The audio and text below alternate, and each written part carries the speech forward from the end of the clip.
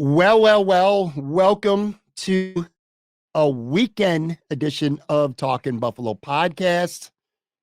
You're waking up here on a Saturday morning and you're seeing this podcast in your news feed or your YouTube notification, wondering what the hell is Talking Buffalo doing, having a Saturday show. Well, in case you didn't notice, hopefully you did. We were supposed to start our Imperial Live series. I was going to have Tyler Dunn on Thursday night, and long story short, Buffalo, Mother Nature did not want to cooperate. The weather sucked, ice storms, shitty roads all over, so Tyler could not get to Imperial Pizza.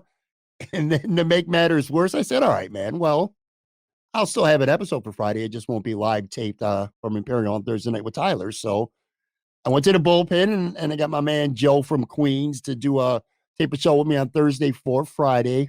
But again, the power kept going out, man. The weather was a son of a bitch in Buffalo. At least it was in West Seneca anyway with the power. It was out every 15 minutes, man. We were supposed to tape what, Joe, at like 2 o'clock. Then it was going to be like 3. Then I said, maybe we'll do something at night. It just kept going out, man. It was just brutal. Yeah, usually I'm the emergency quarterback who ended up like having to wait.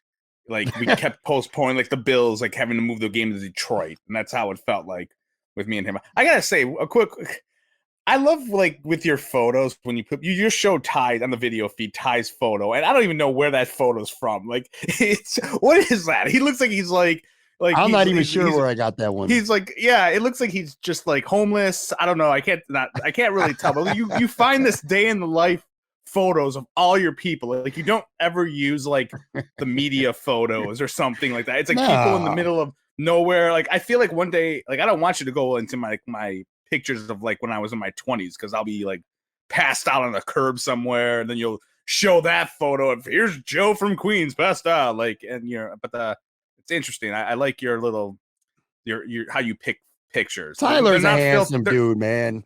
Yeah. He's a good looking bald guy. I'll give him that much. He is, and I'm disappointed that it sucks. I was looking forward to getting the series started again every Thursday night around 7:30 or so. I'm going to be doing a show live from Imperial Pizza. Tyler's going to be on in 2 weeks, so now we're starting the series next week. I'm going to have Houston Texans defensive end Damone Harris, of course, Damone from Buffalo, New York, went to Bishop Timon High School, UB College. But anyway, he's going to be on. And then the following week, I'll have Tyler, and we'll go from there. But like I said, it's good to have Joe on. I wanted to have a pod. I hate not having a show at the end of the week. So if we couldn't do one on Friday, wanted to make sure I had one on Saturday. Your whole crew's gone. Aaron Quinn's in Hawaii, probably looking to expand his Cover One staff to the 75th member. They have to go to a different state across the water to find someone. And I don't know where Yurden is, but yes, you called me. I'm not happy about this call up because I said in the last podcast, I am a special attraction. That was a week ago. Now the specialty is wearing off a little bit because you have me on again. Well, I don't like being on twice in 10 days. People can't handle me that much, And I will be talking with Joe Yurden plenty on Tuesday's show, which we do every week because the Sabres are playing really well. And I know you wanted to at least hit on that. This is so we're taping this late Friday night. People are listening or watching this on hopefully sometime Saturday morning anyway. But another Sabres win, man. 3-1 over Florida. Back-to-back road victories against Tampa and Florida after looking really shitty at home Tuesday night against Toronto. And bam. I mean, look, we're not going to get into any deep dive hockey talk right now on this show today. I'll do that with Joe on Tuesday, but pretty good shit, bro. This team they're fun to watch, man. This is really cool right now. I'm enjoying this. Yeah, they've been kind of bipolar this year a little bit where, like every time they go on a run, then all of a sudden they kind of lose 2 in a row, 3 in a row, and you're like, oh, like what's going on? They play at home. They can't win at home. Yeah, I don't know what's going on with them at home. Maybe I don't know what's up, but they looked good in the last 2 nights with Florida. I mean, Tampa Bay is no joke. They scored 9 goals in 2 nights, which is insane to me. And they got like 5 20-goal scorers. But they've looked good. I think I was kind of hearing.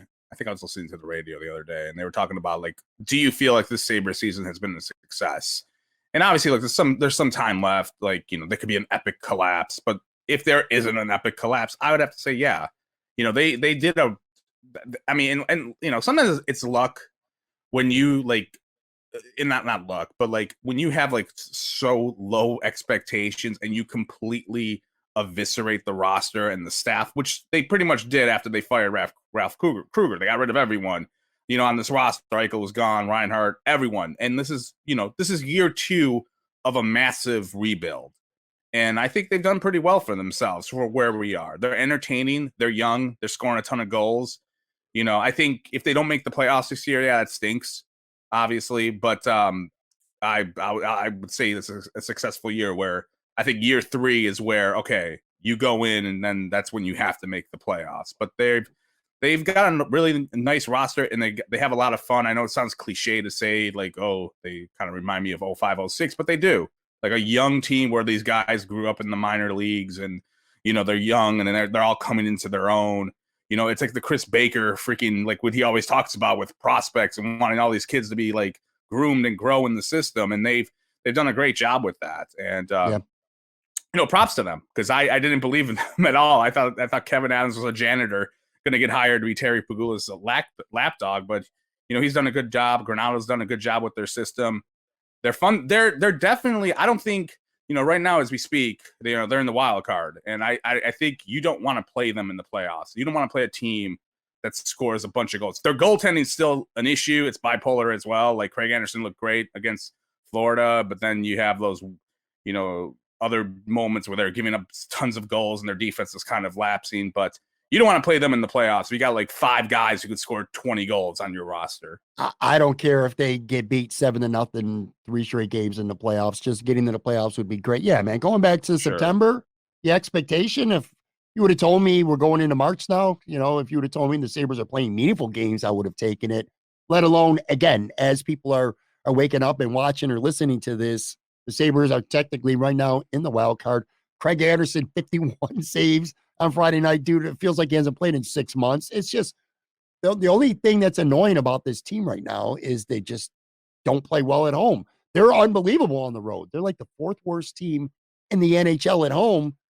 And I agree with you about, the 05-06 team, because the thing about the Sabres is they're fun to watch because in part they're like top loaded with some superstar caliber players. Tage Thompson is a superstar in this league at this point. Rasmus Dahlin is a superstar in this league. They're among the best players in the NHL at their positions. And then you got guys like Tuck and Skinner who are very, very good players. And Cousins is on the come up. Again, we could go on for, we can go on for days right now talking about the Sabres. They're fun to watch. And it's just, yeah. I'm curious.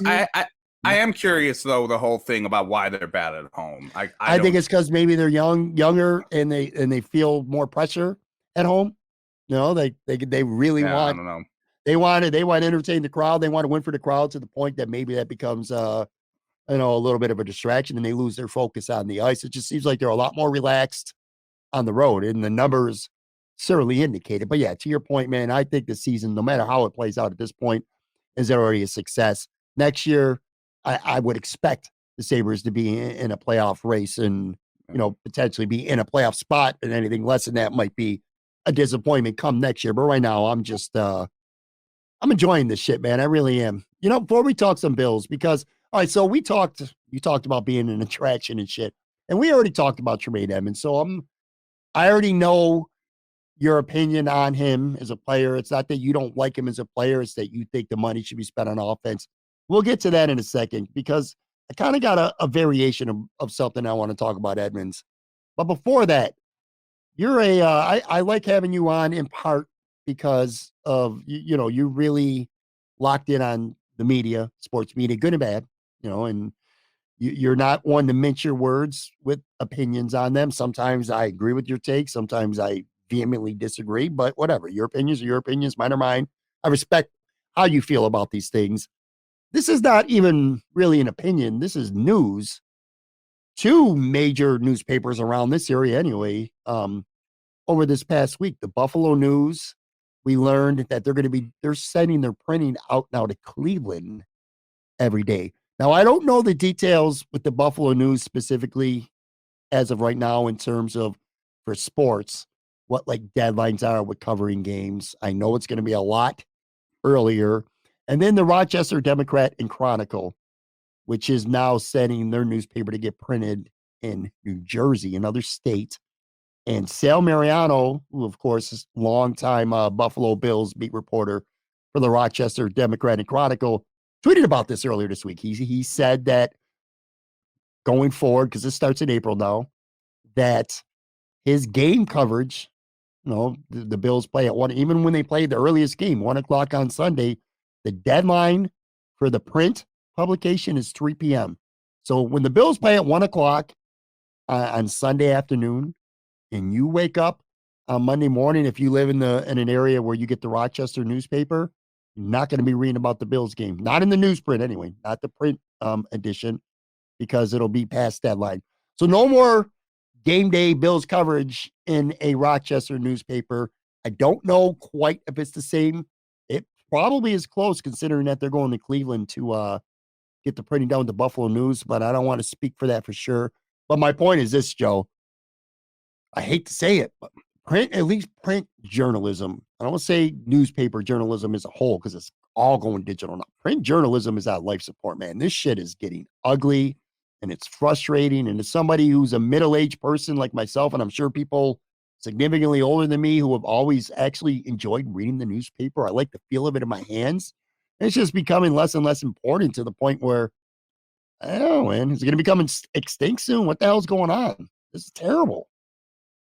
Well, I think it's something that's a kind of a collection of reasons for why the news is going through this. I think first you have to go through their parent company, Lee Enterprises. It definitely seems like, when Warren Buffett sold them, he seemed to be a good owner. Like, he really talked a lot about, like, he wants to carry on the newspaper industry, even though it's been like bleeding money for years. The physical paper, for the most part. Mm-hmm. They get this new place, and I think I saw the Investigative Post had a piece where, from like 5 years ago, like the staff at the news has been dwindled down from 100, like 20 people to 60, and they're like, and then they're moving their location. It just seems like it's a bust out, like, in a way. Like, it's like, I remember, if you think of one episode in Sopranos when Tony took over that sports store, and he started like selling off assets because the guy had a gambling debt, and they just started selling things off. So, because the guy owed them money, that's kind of what it feels like right now. Like, they're just trying to sell off assets galore. In terms of the physical paper, it's been this way. Like, a lot of newspapers are going through it. I don't know anyone who gets the actual physical paper aside from like barbershops and, older my father. People. Yeah, older people seem to still get it, and I think it's to the point to where I don't even know. Like, I think they're losing 200 jobs. It said in the Buffalo News thing because of this, and I thought to myself, like, my God, that's a lot of jobs for an obsolete way of getting news. For the most part, and part of me is like, you should just probably reinvest that, put it into a bigger newsroom, since you're cutting people off. But I think it's right now the whole, like, I always say, like, it would be better if, like, in a way, like, the Buffalo News stopped existing and they started over again, because I feel like they're kind of caught between trying to be a regular newspaper, like the physical newspaper, or being a digital subscription. And they can't get it out of their own way a little bit with this. And a lot of the issues with digital, and you and I have talked about this offline, is like, it's harder to make money off of that if when it comes to advertising. Like, I clicked on an article the other day, and like, literally there's this giant pop-up comes up of like bases loaded, and it like was the most annoying video. It just blasted you in the face while you're trying to read. It's like, and I'm like, I'm not gonna watch this video. It's like, the hell with this. I'm gonna click it off. I don't want this video. It's just, and that's the problem with digital sales, digital ads. When you're watching anything on your phone or YouTube, you're always just waiting for the stupid thing to end. It's like a hindrance. This is how we've been trained to look at that. And I don't think Google ads, you don't make much money off of it. And I think if I had an advertising business and I had a budget, I would rather prefer that go into TV or radio. I'm not going to put it on a digital like this, because people just get annoyed by it. You are right, by the way. Approximately 160 positions and 8 different unions associated with the printing and distribution of the Buffalo News and other products printed at the press building on Scott Street, which, by the way, downtown, that's where it is, or they moved to Larkinville. So that's getting shut down. That's done. And like I said, they're going to they're going to sell the building. They're going to sell that building. Yeah, they'll sell the building, and that's it. Like I said, it's a bust out. They're just stripping the damn company down. But I think with how they make money, it's like it's really, I think they have to concentrate on subscriptions, and they've been a lot harder. Like before, I used to always remember I could read as many the articles I wanted without having the pay bug come up. But it says like, Yeah. hey, you've reached your limit. Now it's like you do one article a month, it comes up right away. Like they're not messing around anymore. Yeah, it does for me. Like, and there's ways you can kind of get around it. I'm not gonna hint to. I'll tell you offline if you want to. But like, you don't got to tell me. Yeah, I am one of those subscribers. Yeah, but either way, it's just kind of I don't know how they can make money because this isn't like this place.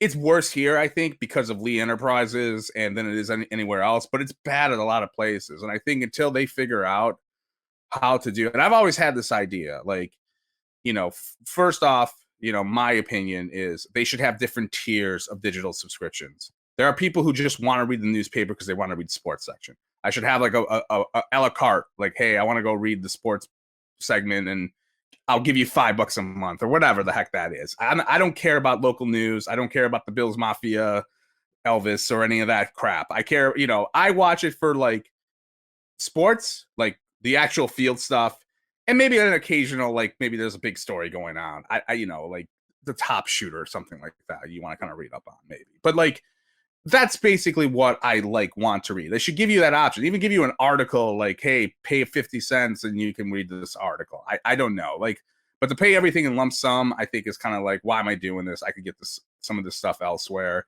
And I also think, they, the difference with radio and TV, I feel like, especially radio, a lot of the hosts, the way the radio stations pay their employees is through advertisers. Like those hosts have deals with local businesses. That's why when you listen to a radio show, or The Break, it's Jeremy White, pimping out this brewery or whatever the heck. Like it's a deal he made with them primarily. And I feel like the news should do that a little bit more often. Like they always tweet about foods and their stupid golf game. Like why can't like Jay Scursy, who tweets all the time about golf, have like a sponsorship deal with Top Golf and like tweet about that or something like that? I think it gets a more organic, a little bit better than like the ads on the side, in terms of that. That's just my advice. If they brought me in, I'd be like, hey, why don't we try to do this to make money off instead of this archaic way of here's some digital ads, like a giant video pops up that no one's gonna read, or watch. It's, as I said, I think they're in a tough spot because I don't think they know their identity, like the Bills offense. Well, I'm not going to try to pretend that I know what they make or what their business model is or any of that stuff. I'm just talking like from a content standpoint. For mainly right now, I guess it's mainly, not mainly, it's almost entirely older people that are going to get the short end of the stick who still like to read the paper. There's not, obviously, this is a more younger people are reading, especially online and stuff. And probably most people who still read the newspaper are old, man. And I do think of people like my dad. And I know like my dad is in the minority, somebody who's 60, 70, 80 years old. And, they don't jump on the computer to read the Buffalo News every day. And they depend on the newspaper. And it's just becoming more and more relevant. And now, again, like I said, if you live in Rochester, and my dad, who he's not very computer savvy, and, he's not going to read about the game now until Tuesday if he lives in the Rochester area anyway. So content-wise, it suffers. And let me tell you this. If I was a young person coming out of college right now, or, like the next hot sports writer, who's really built up a following and done well for myself, I don't think that I'd want to go work in a newspaper. If I was a young person starting out in this business, I would find, what? More and more. And I look forward to, by the way, next Thursday, I really look forward to having a conversation with Tyler about this, because Tyler's somebody who I think of is the present and certainly the future of sports media. And that's somebody who works hard, is talented, makes a name for themselves, and at some point bets on themselves, and they don't work for any outlet, and they start their own Substack or some, there'll be other variations of that. People pay $3, $4, $5, $8 a month to subscribe to the work that they do. And they're pretty much their own boss, and they're like Tyler, for an example, would go along. He's literally his own football media outlet. Joe Yurden right now is doing it on Substack as well with hockey, and he's doing obviously not as good as Tyler, but Joe's off to a reasonably pretty good start, quite frankly, doing this. I see more and more people doing that. Right now with the Buffalo News, you take away the newspaper, which again is just becoming quite honestly irrelevant. And you look at the sports staff, they're on the same par right now as the Athletic. It used to be, well, if you don't want to read online, the Buffalo News, you can read the newspaper, but if you can't read the newspaper, now they're competing literally with the Athletic. And not just those places, some alternative places. There's some really good Bills and Sabres blogs out there. And basically, whether you want to look at it this way or not, if the Buffalo News is not going to have a newspaper, they're a blog. What's different about the Buffalo News now? They're doing it online, a Rochester Democrat. You got to read your stories online now if you want to, if you want them dated. So I don't know, man. It's a tough time just for the newspaper business. Not just Buffalo. I shouldn't just, and you said this too. It's not just Buffalo. I mean, it's everywhere. I mean, think about Sports Illustrated. Like what like, that used to be an empire. Now it's terrible. Like half the content is garbage. Brutal. I don't even think they have a magazine anymore. But I think you're right with like the Substacks being like the future. Because look, to do a website. Sure. I don't think it costs like Ty a lot of money to put into his business, aside from logos. Like he's got a computer, the internet, he's got a phone. That's all he's got to really do. And he's right. You know what I mean? You're not wrong. I don't want to cut you off. I'm sorry. You're not wrong, but in Tyler's case, and maybe he's a bad person to use an example because Tyler reinvests a lot of the money that he makes from subscribers. Like he goes on the road a lot. You know what I'm saying? So he spends money. Yes. He's on the road a lot, whereas a lot of other people, like my Substack, my shit would just be if I was charging, and had a big base, I'd be sitting home doing all my writing. Tyler, it's the road a lot. But yeah, generally, don't cost anything. So generally, I'm right. Yeah, and then like with the newspaper, if like 160 people need to print they need that to do a printing press. So the economics to me, it's like yeah, I want to trash Lee Enterprise being terrible, and like I do feel bad for like your dad or whoever. But like that's not a wise investment. Like why? Like you're gonna have paying 160 people to do the print. That's just when it's a tough thing. And I definitely would not want my kid to me to do any like the written word in terms of getting paid to do a lot of these websites, this content. They're just they're paying shit, and a lot of people it's just like it's getting like these newspapers are just kind of bleeding money. And like the only thing that I feel like it's saving them is like their union. But like what happens when the paper's done? Like the union, what are they gonna do? Like be a union Substack? It's just I feel bad for them, in a way. And I think that's probably part of the reason why some of them are very moody. Like because their industry is kind of a little bit crumbling, in terms of like what's happening to them. And it's for the traditionalists, it's most tough it's probably most tough for people at the Buffalo News who have been there for a long time. The traditionalist people, the people who are our age or older, who've been there for a long time, the younger guys, and not even the sports department, just about other departments too. They're younger. They adjust easier. They're not used to this way of life as some of these guys and women have been for decades now. But long story short, like I said, Buffalo News, Rochester Democratic Chronicle, the one advantage the Buffalo News or Rochester had over, say, the Athletic or New York Up or other outlets right now that publish Bills and Sabres content and stuff like that is that they had a newspaper. You don't see it online. Well, you can read in the newspaper, but that's gone. So now it's like literally an even playing field pretty much with all these outlets. So they're going to have to find ways to reinvent themselves to be better, to be more personable, to be more engaging with fans, because now you ain't got no choice anymore. Because if you're not going to have a newspaper, a sports newspaper, at least one that's relevant anyway, I'm talking about the print side, not the digital side, you better damn well be good on the digital side. Because now you got lots of options right now. You can't hold that newspaper over you. What newspaper? I got a newspaper to read. Not if I want to read about the Bills game Monday morning. And I think if I'm correct, the Sunday paper, I think, has like a lot of coupons in it. And that's why a lot of people get it, like because of that. So if that's gone or going the wayside, like coupons, I love the newspaper, man. I mean, I'm not going to lie to you. I have not read a newspaper in a while. I'm not going to lie to you. I'm not going to sit here and tell you that I still read the newspaper. I read it every week or every day. I don't, but I used to, and I like the newspaper. Like I said, And I keep going back to my dad because he's probably the only person I know who actually reads the newspaper on an everyday basis. But I don't I even know like what going it to his costs house of a and picking up the paper. A what is the lot. cost of a newspaper? Like Probably it's probably a buck now at least. Probably should look at it least up a and buck. I could stall. I think it's more than that. I don't even know. It's a I don't know. I don't care because enough to look it up. they They're in trouble. oh They're where to in go? trouble. Yeah, they're in trouble. So Sal, so real quick, and then I want to move on because I do definitely want to talk Tremaine Edmunds, and maybe some people don't care about this, but I do, and I know you do too. I think it's important, man. And Sal mentioned something on Twitter because somebody said they'll still enjoy their digital content. Talking about the Rochester newspaper. And Sal said, yes, Bob. Those were the good old days, and sadly, they're now gone. I just hope people understand the reduced staff is trying to do its best. That while print is essentially dead, see, there's a longtime veteran journalist saying that Yeah. newspaper print's essentially dead, man. We still have a strong digital footprint. Well, again, you better. I hope they do. I'm not rooting against Sal. I'm not rooting against Jay or anyone from the Buffalo News or the hockey side. I'm not rooting against them. I'm just saying the print side's dead. So you better find Yeah. ways digitally to step it up. Just you have to now, Yeah. man.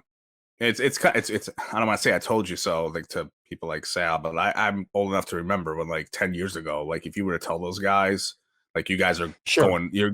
they would have blocked you and no, we're not. And now and I hate to say that, it just kind of was, a little bit of what's happening, unfortunately. And I think if they could do it again, like if they could take a time machine, I would bet that they would have gone not free because they should have went free right or not free. They should have went digital subscription right away when like in 2010, we'll just say, and they can get people used to doing this because once the toothpaste is out of the tube, it's hard to get it back in. Like people are used to reading it for free. And then it's like, okay, now you got to pay, but then it's like that weird, like you get 10 articles a month and now it's like down to 2, and I think at that point they probably wish they could have gone back to that and been like, let's just make this digital right away. But instead, they waited too long and, more outlets came out. And I think it's all because like, even like I said, it's, I don't know, I think about the Athletic and like how when they started in Buffalo, they had 6 writers. Now it's down to 3. And I don't know why that's the case. I think they have good ownership. I mean, the New York Times owns them. And, and that's the person who owns New York Times is the guy who owns Amazon. Bethos, where the fuck his name is. It's not like they have a bad, and they've cut down here, in Buffalo. So I don't know why they did that. Maybe they kind of overdid it to start off with a startup. And then they realized, hey, we don't really need that many people to do this. I think that might be what it is because I do read the Athletic pretty much daily, and their coverage is fine. Matthew Fairburn switched to hockey, and he's been on the road a lot. Which John Vogel, when he was with the Athletic, that wasn't the case. I think that was more John was ready to move on, from that role anyway. He's still with the Athletic, but anyway, Matthew's been on the road a lot. The Athletic's been on the beat. They've been covering it regularly, and obviously the Buffalo News always has as well. I don't know, Joe. I feel like more and more and more. Again, the Buffalo News is on the same level playing field now, just like the Rochester newspaper is everybody else. And this is a world where I think you're going to see more Tyler Dunns. I think you're going to see more people who are doing what Joe Yerdon's doing. And by the way, it's not even just like Substack and, you'd say digital, and that's not necessarily even just print articles. It's also content. It's also podcasts. It's also vidcast stuff. You're going to see more and more people, like some people have podcasts, not really in the Buffalo market, but I think you'll start to see it where Patreon, you know what I mean? Where people support your YouTube channel and they pay $5 a month and you give them shows exclusively for subscribers, you know what I mean? Stuff like that. Yeah. Or, you know what I'm saying? There's all kinds of incentives. I just think you're going to see more and more younger, talented journalists in the future go that route instead of joining the Buffalo News or even the Athletic, quite frankly, and stuff like that. They're going to start to see more and more people venture out and bet on themselves and build up their following because anyone could do that and just bet on yourself. Everyone can do that. I think the issue, though, is how much money can you make?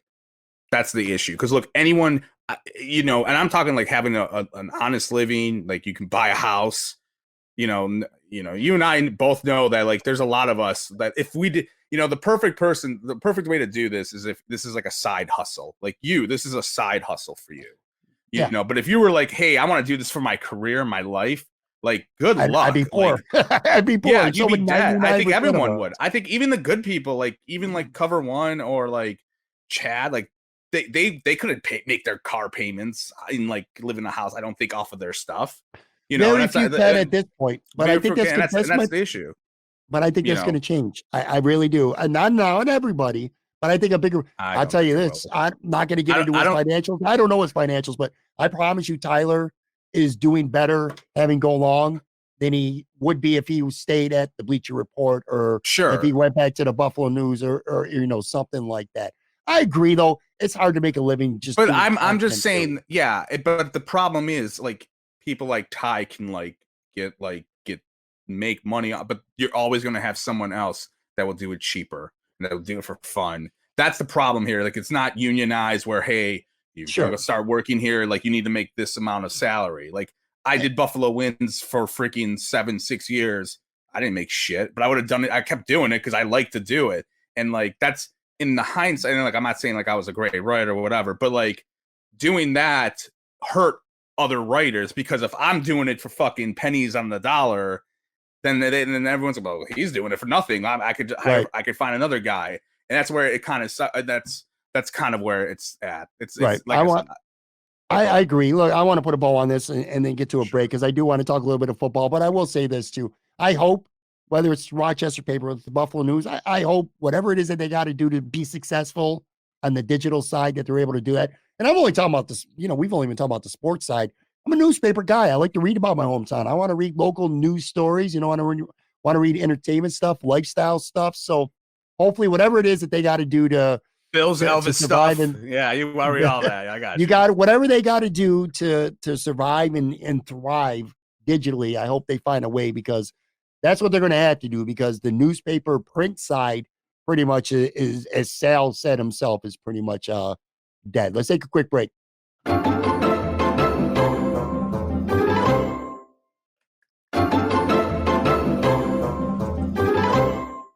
All right, we are back here on a Saturday. Thank you for watching and for listening. Appreciate you all very much. All right, so I know, by the way, Joe's off Twitter right now. He's doing his annual Lent. I gave up alcohol too. I gave up alcohol. Well, that's just stupid. I know. Well, I don't care about Jesus that much. Not enough to give up alcohol and Twitter. I'm just gonna be honest with you, man. But I've been getting hefty, unfortunately. We've talked about this. Like you and I are battling chins, and basically like when you work at home as much as I do, I'm always in my sweatpants. Like, look, I'm in a shitty t-shirt right now, a Buffalo Brave shirt. I probably worn this for 2 straight days. I forgot. But like when you go out, you get your nice clothes on, and then you're like, this feels kind of smug. I remember last year at this time, this wasn't smug, and I definitely had a little of those moments I think Valentine's Day, because we had a lot of things going on, and I was putting on button downs, and I was like, if I eat a big steak tonight, that button's gonna be flying and hitting the waiter, I think, while I'm eating. But yeah, that's so I gave up alcohol because I was like, hey, maybe that will help because I do enjoy the cocktail and an IPA that has a lot of calories in it. Well, in your social media, Twitter anyway, absence, I put up a poll earlier this week, and last week we had a Tremaine Edmunds discussion, and Joe, you made it pretty clear. It's not that you have a problem with him as a player, but you just feel like the Bills need to spend their resources on offense, weapons. So what I did is I put up a poll because to me, this has been an absolutely polarizing topic. One of the most divided Bills related topics, quite frankly, that I can remember in a long time. So I put this up. I'm telling you, man, it's been a long time since I've seen something this close. Here was the question. Again, if you're listening, you don't see the graphic. Like it or not, this is what I said. Like it or not, Tremaine Edmunds is getting one of the biggest contracts in free agency soon. Do you want the Buffalo Bills to be the one providing it? I put up a poll, 992 people voted. I think that's a reasonably large sample size, almost 1,000. I think that's a pretty good representative. Anyway, here's how close this was, folks. 49.8% of fans say yes, they would like to see the Bills be the one to provide it. 50.2% say no. So almost 1,000 votes. And Joe, you're talking less than 0.5% difference in this poll. That is how divided this fan base is right now. Again, based on roughly 1,000 people who took place or participated in this poll, man. A case of a very good player who's hitting the market at the perfect time for him. It's the right time, it's the right place. He's got 100% of the leverage because if the Bills don't pay him big money, absolutely someone is going to. Are you surprised that a poll like that would be that close? I mean, again, you're talking less than 0.5% on 1,000. You want, man, polarizing topic, dude. Just blows my mind how close that was. Yeah, I mean, you just said it, polarizing. When you have someone that's polarizing, it usually means you're going to have like a debate or a 50-50. It's not surprising. I expected like 55-45, though. I did not expect 50.2 to 49.8. It's interesting because I'm curious what salary he's going to get. Because I do feel, look, we've talked about this before. There's people who think Tremaine's the best. There's people who think he's overrated. There's someone down the middle. There's very all over the place. And I don't know how much he's going to get in the open market. I don't know if Spot Track has good any idea. It's going to be over 100 million. Way off. It's going to be is it going to be? Do you think it's going to be over 100 million? I don't know if it's going to be 100 million. It might. You know how Von Miller got 6 for 120, even though it's not 6 for 120. It was sure. 3 for 60. I think he might get $100 million contract if you look at it. If somebody gives him a contract that way. I do. Spot Track, I think they had his market value at $11 million. And I promise you this. He's going to get a lot more money than $11 million. I think he'll get promise you that. 17 to 19 is what most people that I've talked to or that I follow who pretty much are familiar with the cap, or pretty smart with the cap, generally speaking. They're projecting anywhere low end 16, high end 20 million a year. Yeah. And again, we don't know, because as you said, they could be $100 million contract and maybe it's 3 of the years are real and the rest is fake, in terms of that. So I do feel like there's going to be those who on who are going to be shocked when they see the number, you know what I mean? Because I do feel there is a contingent of people who don't follow the league as well as they should, who don't know the escalate, every year. I mean, look, every year I can tell you right now, the people, if Tremaine Edmunds signs somewhere else, I can guarantee you Bill's Twitter, 80% of them, and I'm going to be a hypocrite and do my whole straw man thing, but 80% of them will be oh, that team overpaid, good riddance, too much money. And then but if he stays here for the same money, hell of a deal, man. Good deal, buddy. That's just how that's how it's always been with the Bills and Sabres. You can set your clock to that. If we put a poll up, and I agree with you, I think you are 100% right. If it's March 15th and Tremaine Edmunds signs with the New York Giants. By the way, I'm going to throw this out there. Giants, Patriots, 2 teams to watch out for if Tremaine doesn't stay with Buffalo. Nah, it could happen. I think Steelers. I mean, he wants his brother plays there. I know it's all about the brotherly love right now, maybe. Yeah, but go ahead. It's all about having some money to be able to pay the man. But anyway, let me say this. If we put up a poll on March 15th and Tremaine Edmunds signed with, I'll even throw the Steelers out there. He signs with the Pittsburgh Steelers, whatever. It's going to be for a lot of money, so we don't need to put in a specific number here. You put up a poll. Are you glad that Tremaine Edmunds the Bills didn't give him that money? 80%, I agree with you. 80% of fans are going to be like, yep, I'm glad he didn't get that money in Buffalo. If he gets that exact same money with the Buffalo Bills and you put up a poll on March 15th, are you glad that the Bills paid this much money? I bet you would be 50-50, maybe even 60-40 saying, yes, the Bills did the right thing. That's fans being fans. You know what I'm saying? If he stays with us, I hate saying us. If he stays with Buffalo, it's a great deal. He was worth it. You got to do it. If he goes somewhere else, thank God. I do not want to have to pay that much money. He ain't worth all that. I agree that, but that's just fans being fans, to be fair. Yeah. I think. Yeah. And Well, yeah, and it also depends like who you are. Like I've there's been years, so many times I remember when Sully used to be pissed off about like when like he would be like, "Oh, Tyrod Taylor is worth 90, he's a $90 million quarterback. He's not worth it." It's like, dude, he's not getting $90 million, you fucking moron. And Yep. I bet you there will be people who will assume that even in the media content world, unfortunately. Not a few. Maybe they've gotten smarter over the years, but you'll always have some of those idiots who will I see could that. I could see him I will getting say 5 years, 5 to I will 6 say years. yeah, he's gonna get a big deal. Like it's gonna be way more than Matt Milano got. I'll tell you that much. Just inflation and just I think he's he's a younger player and I just coming in. I feel like even having that first round pedigree where you're like, oh, like he's a first rounder. He's got more upside than like a later rounder. But I'll say this, like going back to like, yes, I probably wouldn't re-sign him if you tell me that they can re-sign him.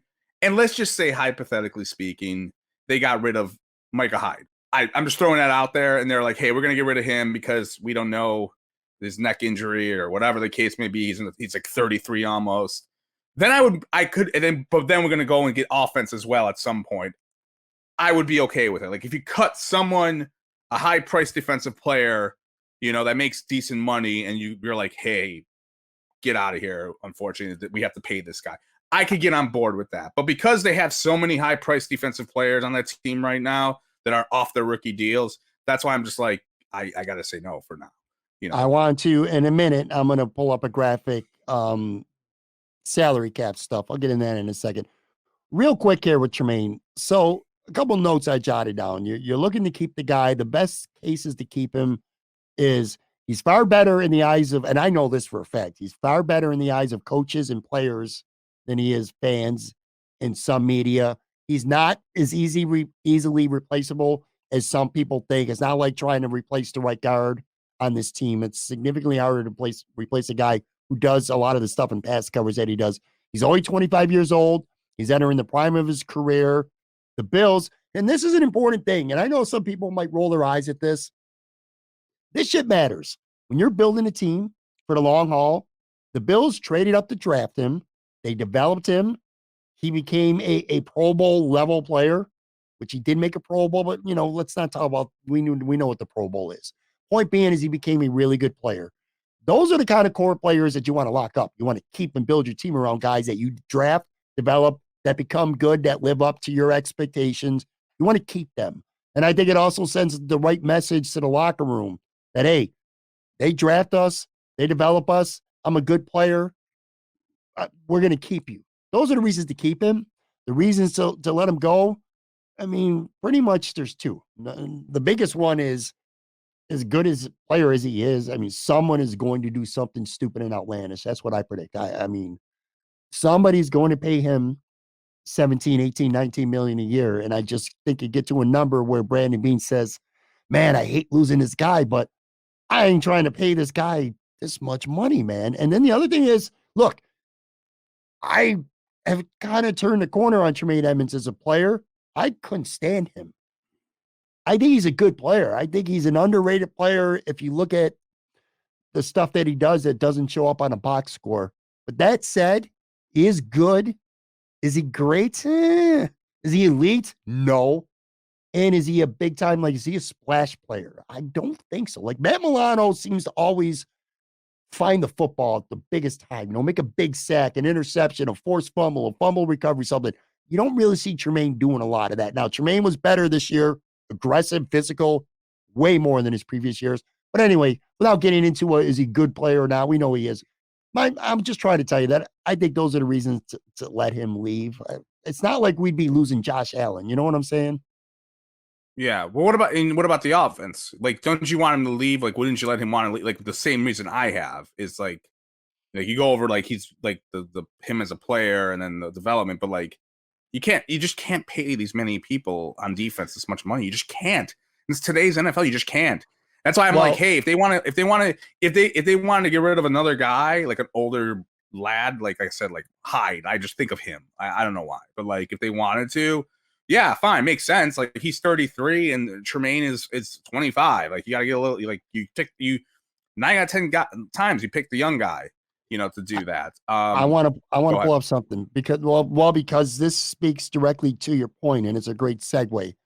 You're saying if the Bills are going to pay Tremaine, we need to get rid of somebody on the defense who's making too much money, or good money, I should say. I want Yeah, to pull up, if you're watching this, I'm going to pull up a graphic. If you're listening, which most people are obviously listening to this podcast, I'll kind of explain it to you. So Cover One did a cap extravaganza. Greg Thompson's been doing this for a couple of years now. I'm not going to get into go watch the show. Go to the Cover One YouTube channel, watch the show. They broke down these players and they know the details, they know the contract structures, and they will elaborate. They don't just say, do this with this guy, whatever. They explain it really well. I'm not going to do it on this show. Go back and watch that if you want to know the how. But anyway, they wanted to create salary cap room because the Bills, as of right now, when we're taping this, the Bills are 16.5 million over the salary cap. I'm going to run through names and just tell you the cap space was created and how. And again, I'm not going to get into the details for each player. This is what they came up with. Josh Allen, base salary restructure. Cap space saved is 21.5 million. Von Miller, roster bonus conversion, 10.8. Deion Dawkins, base salary restructure, 6.4. Trey White, base salary restructure, 5.8. Mitch Morse, they concluded don't do anything with him. Ed Oliver, we're going to talk about this in a second. Trade for a second and a fifth round pick, 10.8 million cap saved. Naheem Hines, cut, 4.8 million saved. Isaiah McKenzie, cut, 2.2 million saved. DaQuan Jones signs a 2-year extension, 2.8 million saved. Tim Settle takes a pay cut or, some kind of restructure, and they save 2 million. That's how you go from 16.5 million over the cap to 50 million under the cap. Now, I'll say when I look, realistically speaking, it's tough to trade Ed Oliver. To get somebody, forget about the draft compensation, but for the record, they said to give up get a second and a fifth for him. I think a team who is going to give up a second and a fifth and give him $10.8 million, it's a big ask. You would have to want to really sign him to a long-term deal if you're that team trading for him. I just don't see that. But let's just pretend it's a fifth-round pick, whatever. You want to create that room. But even if you take Ed Oliver out of this, that's how you can go from 16.5 over to 40 million under, let's just say. Those are all very realistic things that you're looking at on the screen. There's nothing on this screen that's not realistic. You are a guy who tells me time and time again on this podcast that the salary cap is a myth. And this is what teams do. They continuously kick the cans down the road. There's a lot of can kicking here because you got four big-time players, restructuring their deal. And that's what you got to do to kick the can down the road. Point being, let's say they want to resign Tremaine, Joe, and they want to give him $19 million a year. I think that's fucking nuts, but whatever. That first-year cap, and you know how it works with 5-6 year deals, that first-year salary cap number is only going to be $7-8 million, So hypothetically, the Bills could still re-sign Tremaine and still have plenty of money to do something on offense. Look at that. What are your thoughts when you see that? They did a really good job in saying how they can save money. I mean, it's something that like you just said, that I've always said, like, you can do this, and I'm fine with doing this. I always look at two examples of teams like the Saints with Breeze and Peyton, and like the Patriots with Brady, where they did this every year, and they did it for like a good 13, 14 years before it caught up to them. And I think the only time it fucks you is if you fire a coach and a GM and you bring in a new guy and they come in and they hate everyone and they're like, cut this guy, cut that guy, I need my own guys. That's when you get into salary cap jail, is when you want an overhaul. So with that being said, keep doing this. The Ed Oliver thing is, I think he's kind of getting a little bit of a raw deal. And it's weird to me because I thought he played pretty well this year, but then when Von Miller went out, his play, and I think the defense's play, went down. And he seems to be the guy getting a lot of shit. And I feel like he's becoming the Tremaine Edmunds of like next year, possibly, where he gets some shit and he gets a lot like, oh, he's not as bad, he's good, like, leave him alone. And I guess I'm kind of in the leave it alone thing. Like, look, I get that, like, why you would trade him, like, hey, free up salary, get more assets. I would prefer to trade out Oliver for like an offensive player that like is in the league and go like, hey, this guy's like, something like a creative deal. Like you get a guy that helps you right away. But I'm kind of amazed that before I left Bill's Twitter, it really felt like a lot of people, smart people who usually like the cover one people. I mean, they're not that smart, but some of them are. But like they kind of were on him a little bit. Like, yeah, like trade him a little bit, which I kind of was shocked at, to be honest, because I thought he was one of those untouchable guys that you kind of stuck up for him a little bit. And maybe I'm wrong, but like I kind of I'm laughing. Go ahead. I'm laughing because this is really different. You and I, this dynamic, usually it's me who is higher on a player, and you're the one who's like, I ain't really all that good. Now it's you who's saying, I think Ed Oliver's pretty good, and I'm the one who's like, I don't think he is that good. Well, I don't know. You know what it is? It's just, look, if you look at your tweets from this season up until Von Miller got killed, I should say killed, but got hurt, he had a really good season. There were games he blew up the offensive line. There were. And then like sure. And then he was sluggish down the stretch.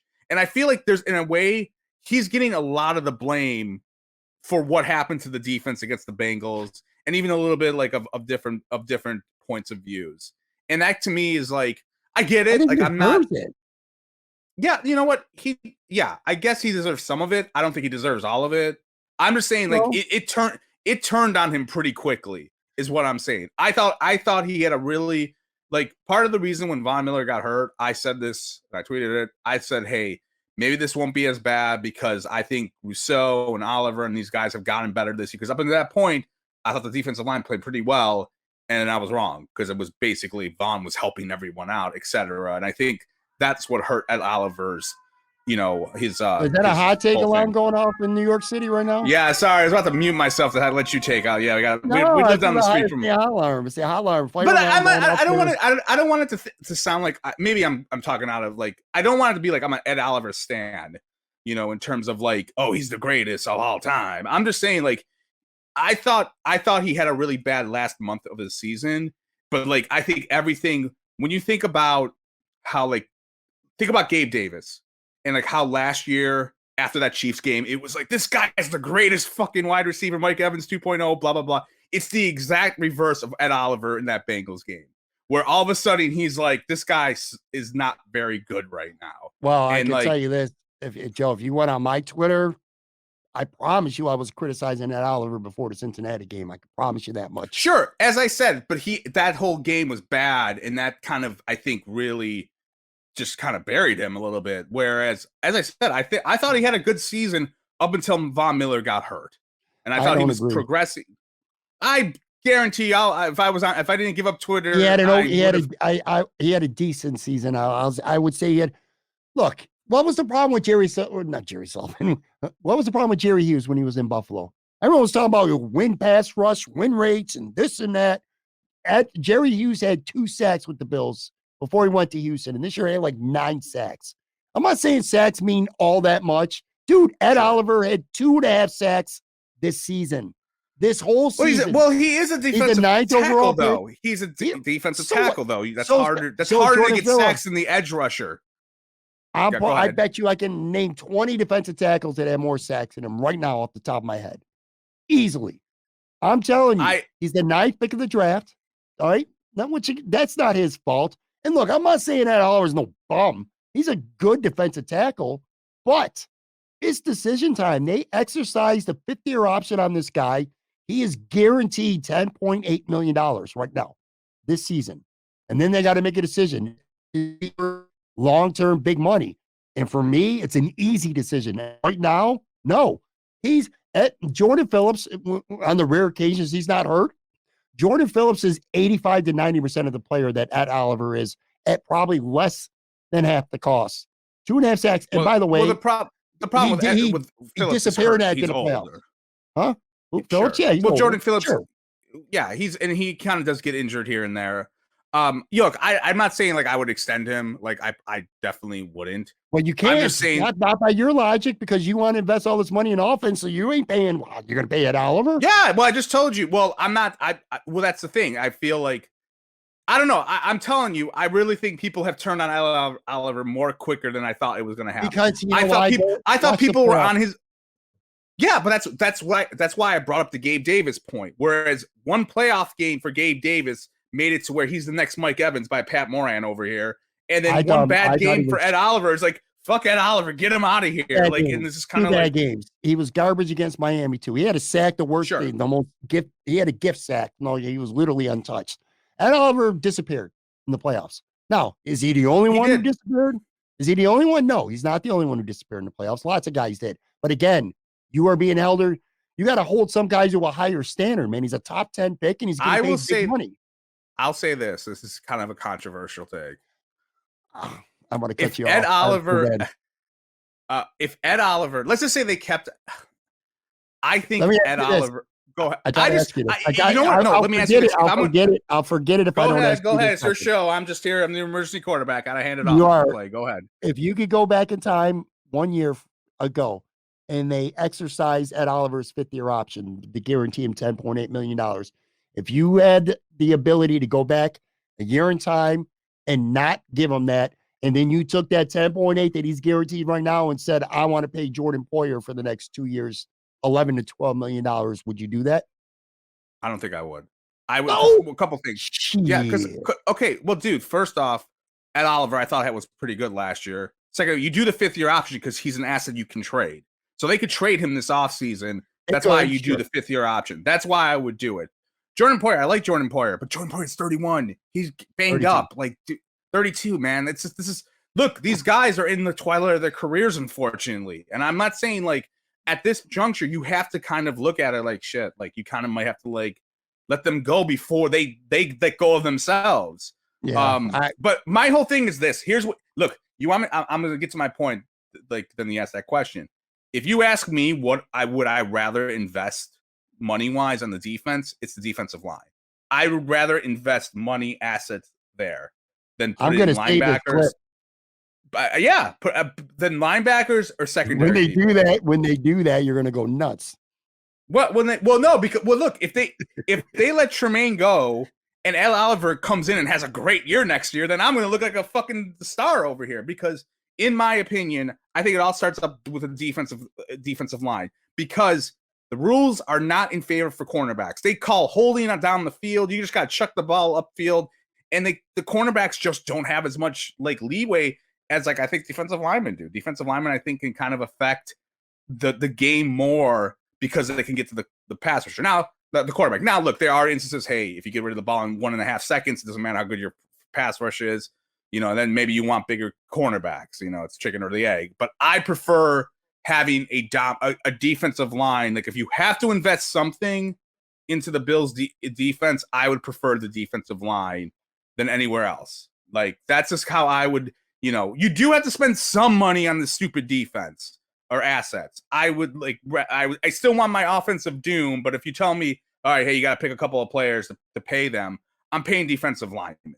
You know, to be honest with you. I'm going back to my question, and I still would pick Jordan Poyer for 2 reasons. Number one, I want to win a Super Bowl this year, and I don't care if Jordan Poyer, how old he's going to be in a year or two. I care about this season. I think Jordan Poyer is a significantly more impactful player when healthy than Ed Oliver, who, by the way, also can't stay healthy, and he missed 3 games himself last year and was playing injured. Like I said, I'm telling you, if you went. I want someone who's listening to this podcast right now to look up Pat's tweets about Ed Oliver in November. I am telling you, he's kissing his ass in November and show it to him. I can't do it because of he has good stretches. I'm telling you, I never said he's a bum. He has good games. He's just not okay. consistent. Well, you're burying him pretty much. I mean, I'm telling you that I'm not interested in paying him. That's the other reason why I take Jordan Poyer, because after this year, Ed Oliver, this is his 5th year.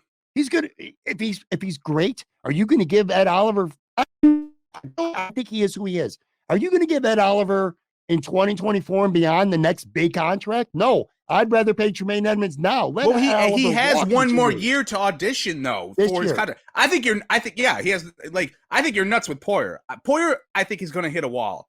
He's played in this league a while. He's getting hurt all the time, dude. I love him. He's a great player, but I think like I'm not giving him $11-12 million. Like I'm not because I'm scared that he is going to hit a wall. If he was I think- 29, 28, sure, definitely. I feel bad that they didn't really pay him a ridiculous salary. He should have gotten paid a lot so give him more. 2 years now. I'm not talking about a You're not going to give him deal. 2 years now. You're not going to give him a $24 million in 2 years. Forget Jordan. Take Jordan out of the equation. Right, My point is this. If you're going to pay Tremaine Edmunds, I'm telling you right now, I promise you're not going to pay Ed Oliver as well. They might let them both go because of money. But if you had to pay Tremaine it now, it depends, because if you had to pay Tremaine right now or Ed Oliver big next year, and you only got the budget to pay one of these two guys a big contract long term, 10 times out of 10 and paying Tremaine Edmunds this year and letting Ed Oliver walk after next season. If it was this year, yes. But I'm having another, I know, but I'm saying I have another year where I can do the same thing with Ed Oliver. Yes, you do. You don't, because you got to make that. Tremaine's a free agent in a couple weeks. You got to make that decision now. You can only pay. I see what you're saying. Well, look, you could. First off, two things. One, we'd have to see what cap space they have in 2024 or whatever that is for us to figure that out. Another thing, I think Michael Hyde's going to be done after he's got 1 year left, I believe, on his contract. I think he's going to be gone. That's a guy who plays a lot, and that's what you have to think about the cap. People leave who are veterans, older, and I think he'll probably be gone. I think Mitch Morris will probably be gone, after in 2024, because it's just they're older. I just feel that way. That's where you have to understand, the money will be more free then than it is now, if that makes sense. I think you might be going through some alcohol detox or some shit. Because I think you're being you are really pro invent the money. I'm not pro Ed Oliver. I am, but I'm saying. Shut up. I'm saying if I had to pick, I'm just saying it's hard for me to pick right now because you're telling me, no, look, I still want my offensive doom. Okay. You can't have it. You can't have it all. You can't. So you can't pay it. Even if that's good, you got to let him go. I just think you're shitting on Ed Oliver. I think you're shitting on Ed Oliver a lot. That's all I'm saying. Ed Oliver went from a guy everyone liked in November to now he is let's get him out of here. I think Joe Marino had a podcast, Locked On Bills last offseason, brought 10 people on and had us rank the 10 most important players on the Bills. I was the only one. I had Ed Oliver ranked number 2, right behind Josh Allen. This guy can become a franchise type player. Two-face. I just think he is what he is. I think he's above average defensive tackle, not a guy that you paid $15 million for multiple I'm going to say this, Pat. I'm going to say this real quick. It takes a while for defensive linemen to mature. You're a historian, yeah, but I still does. It still takes a little bit longer than any other position. Marcel Darius, it took him 3-4 years. Mario Williams, it took a while. Jerry Hughes, it could take a couple of years. It just, Kyle Williams didn't become Kyle Williams until his 4th year in the league. I know he's already in the 4th league of Ed Oliver. I am just saying that I think it takes a little bit longer. And I know I'm kind of talking in circles about it because you're trying to pin me down to Ed Oliver more than I am. And I don't appreciate that. All I'm saying is I think he's gotten disrespected a little more than I thought he should have got disrespected. That's all. He had a career high. He had a career low 2.5 sacks this year. 5, 3, 4, and 2.5. Those have been his Well, you gotta look at quarterback pressures. If I could go on my phone, if the stupid thing, I could look on StatHead and look at last year. If I did that, if I tried to sing quarterback pressures and win rate to you last year with Jerry Hughes, you'd be like, he had fucking 2 sacks the whole year. No, I wouldn't, because I love Jerry Hughes. Bullshit. You're projecting wrong right now. I love Jerry Hughes forever. Before we go, pressures and he was the man. Before we go, we got about 5 minutes left. Before we go, because if I don't bring it up, I know you're going to. Stefon Diggs it's been a story. Is it created more media driven, fan driven? I don't. Well, I have a good idea anyway. But anyway, my point is this: Stefan's not happy, and we've seen it. And he's tweeted it, and we've watched his interviews on Radio Roll during Super Bowl week. He's not happy the way the season ended and the way he was used down the stretch, and specifically in the playoffs. It has led to some speculation, and God only knows from where, that Stefon might get traded. Again, before I get your take on this, I want to be really clear. I can't be any more clear than this. I almost said I'll end this podcast if Stefon Diggs gets traded. I'm not going to go that far. Come on, trade him so we can be free. Go ahead. Here's what I can tell you. Math. Let me just drop math on you. If Stefon said, fucking Brandon Beane, trade me, I'm never going to play for this team again, I will retire. and the Bills were to trade him wherever, $34.2 million dead cap immediately. All those moves that the Bills made that I showed you from cover one on their salary cap thing to get under 50 some, 36 million of that dead cap would instantly be gone, because that's what it would cost to trade Stephon Diggs this year. Now, do we need to have a discussion about Stephon Diggs getting traded? I sure hope not. Do you have thoughts on him maybe being unhappy? Those are valid. What do you got to say?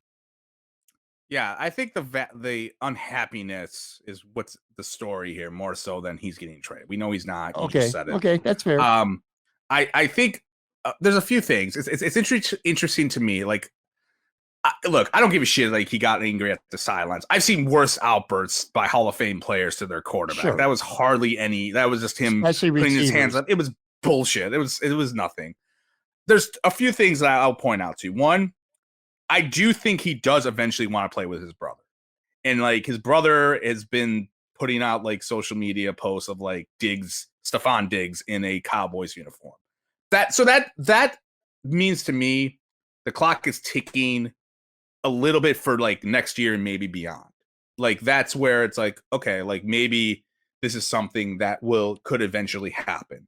Two, I was listening to Tim Graham's show about a week or so ago, and he had Jonah Bronstein what a on. traitor. And they were another podcast.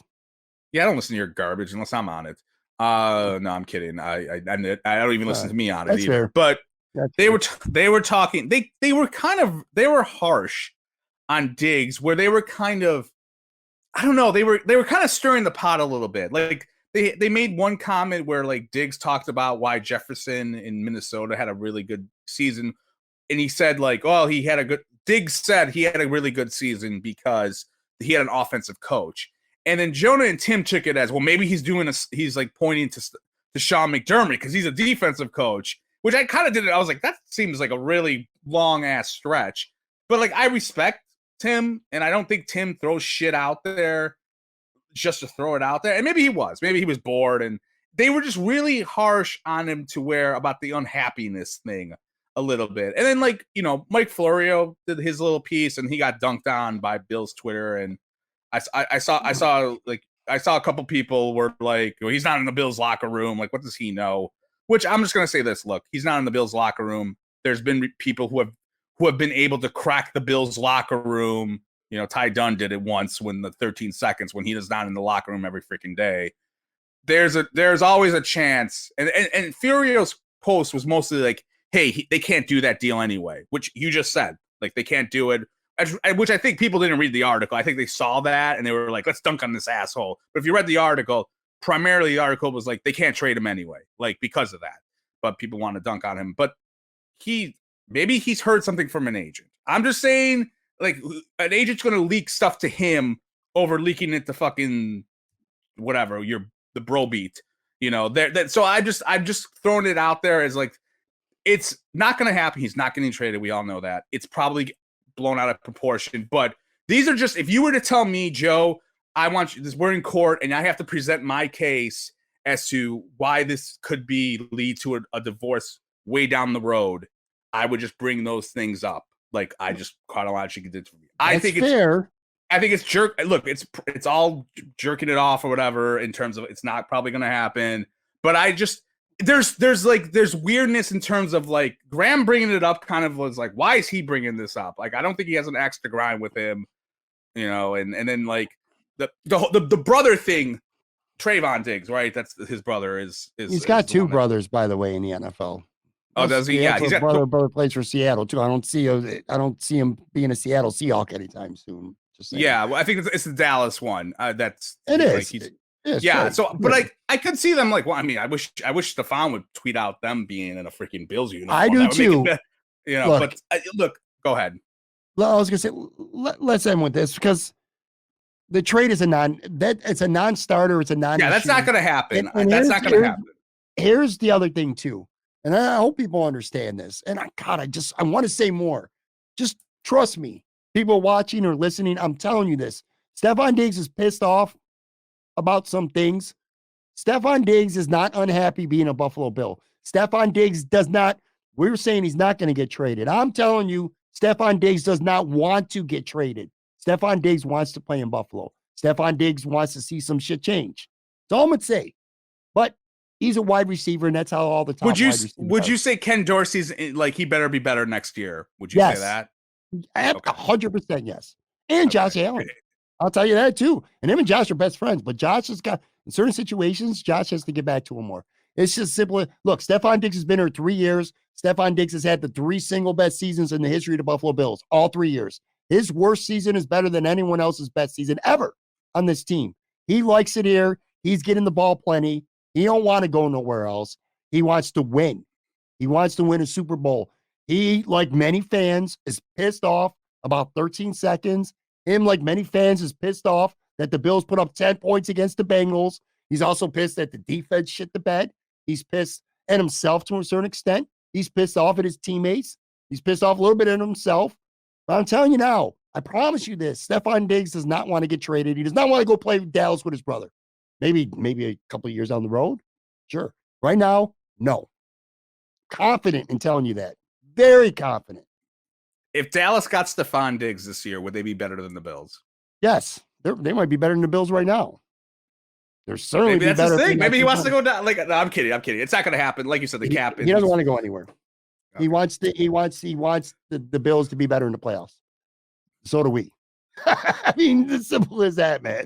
They better make some moves this offseason. They better not run it back. I'll say that right now. They better not run it back. No, they're not going to run it back, and we'll find out real soon how close they're going to be to running it back when we see what happens with Tremaine Edmunds over the next few weeks. But anyway, all right, that is going to do it. I got to get out of here. Thank you, Joe, at Buffalo Wins on Twitter, even though he's not on Twitter. And also, if you happen to be watching this, I should have said this at the beginning. Pat Smells Like Poop is his display name for people who are watching this. But anyway, thank you for doing the show, for being a great practice squad player. And I guess I'll still call you an attraction. I guess I'm not anymore. You've murdered it. I told you I wanted to be on once a month, and now what's going to happen is Pat's not going to have me on until April probably to talk about WrestleMania or something like that, and I'm going to be annoyed because this is I wasn't feeling this week. I was like, why am I going to come on here? It's like I already talked last week, but I think we gave them a good show. We educated them about the media. We had a little bit of a debate about Ed Oliver. It wasn't bad. I appreciate you having me on. I felt I left it all on the field, all that shit. All right, guys. Everyone. Thank you, Joe. I will talk to everyone. Have a good weekend. Stay safe. Thank you for watching. Thank you for tuning in. Next Tuesday, Joe Yurden, Aaron Quinn is back next Wednesday, and then next Thursday night live from Imperial, as long as there's not another ice storm that knocks the power out all over the town. Damone Harris, Houston Texans defensive end, will be joining me live from Imperial. Talk to you guys soon.